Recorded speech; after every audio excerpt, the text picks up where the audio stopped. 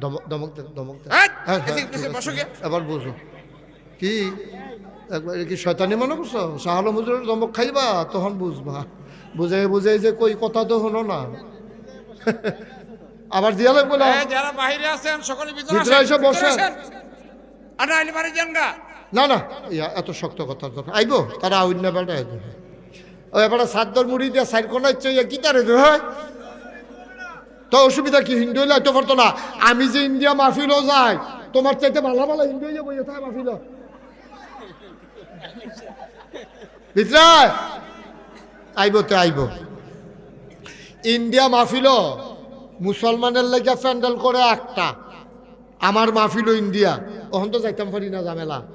India আমার মুসলমানের লেগে প্যান্ডেল করে একটা, হিন্দুরা লেগে করে দুইটা। মুসলমানরা লাগে হইলো নিজে সার্টি পিছিয়ে, হিন্দুরা লেগে চেয়ার দিয়া। এটা কোনো বানান্য কথা না।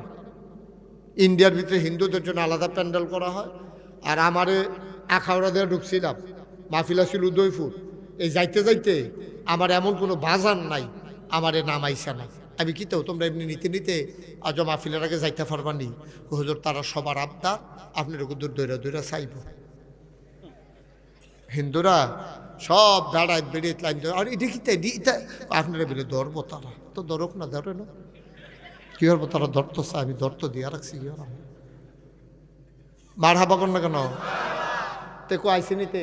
আমি অনুরোধ করছি গ্রামবাসী, আপনারা সকলে, আমি বিনীতভাবে অনুরোধ করছি, আপনারা না। বাইরে না থেকে হ্যাঁ, আমাদের ভিতরে। প্যান্ডেলের ভিতরে আসেন। আইয়া পড়ছে আরো কিছু দেওয়া যায় মাথা। লাইতেন রে শুরু হলো বইলারে দমক দিব হুজুরের সাথে, হুজুরের সাথে আমি দেখছি হুজুরের সাথে।